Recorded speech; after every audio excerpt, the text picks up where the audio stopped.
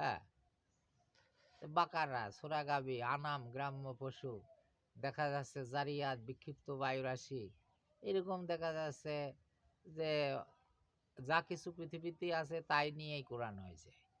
হ্যাঁ, তো সেই পৃথিবীতে আমাদের বাংলাদেশেও আছে, তাই বলি কি আমি কোরআন খুঁজতে কি ভারত ইসে যাব?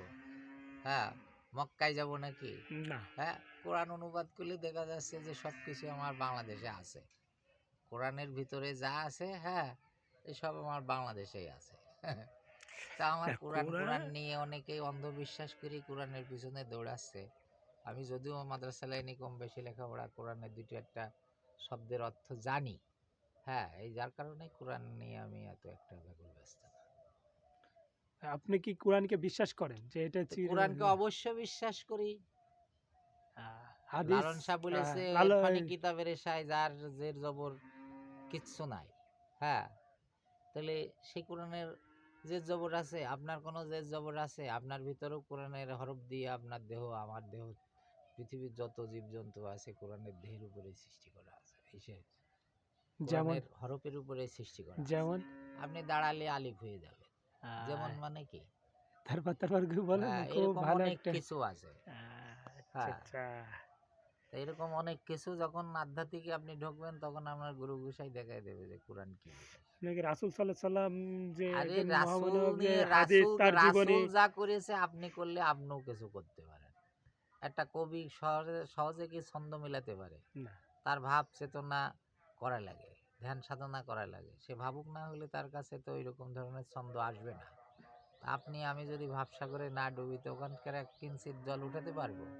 কখনোই না। তো আবার রাসূল করিম সাল্লাল্লাহু আলাইহি ওয়াসাল্লাম হীরা গর্ভে যাইয়ে, হীরা গর্তে যাইয়ে যে ধ্যান করেছে সে গর্ত আপনার কাছেও আছে।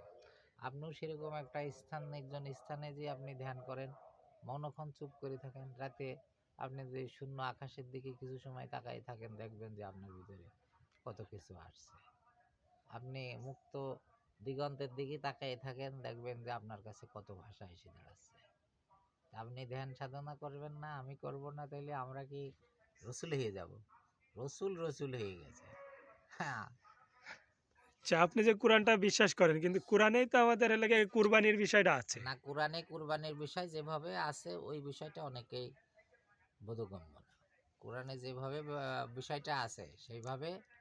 হ্যাঁ, রাসূল কি গোশত খাইতো বলতে পারেন যে রাসূল না, গোশত খেয়ে গেছে? এটা শিওর জানি না। তো জানেন না যখন, তখন এই বিষয়ে প্রশ্ন না করাই ভালো।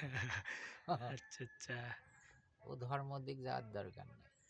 ধর্ম না আমি যদি আপনাকে প্রশ্ন করি যেরকম ধর্ম কি ধাতু আলেমরা ছিল, অনেক আলেমরা তো এই কোরআন কি রিসার্চ ধাতু দিয়ে, করছে। না, যদি আপনাকে আমি যদি প্রশ্ন করি যে ধর্ম কি ধাতু দিয়ে তৈরি, আপনি বোঝাতে পারবেন আমার? না আমাদের তো তাই অতটা ধ্যান নাই, অতটা তাহলে সাধনাও নাই, ও আমরা অত ফাও, আলেম না কিংবা আপনাদের মতন সাধু না। ফাও এই সমস্ত কথা বলার দরকার নেই। যে যেভাবে প্রত্যেকটা মানুষ, প্রত্যেকটা জীবজন্তু, প্রত্যেকটা উদ্ভিদ প্রাণী তৃণকুল সবাই ধর্মের প্রতি তারা সবাই দুর্বল আছে।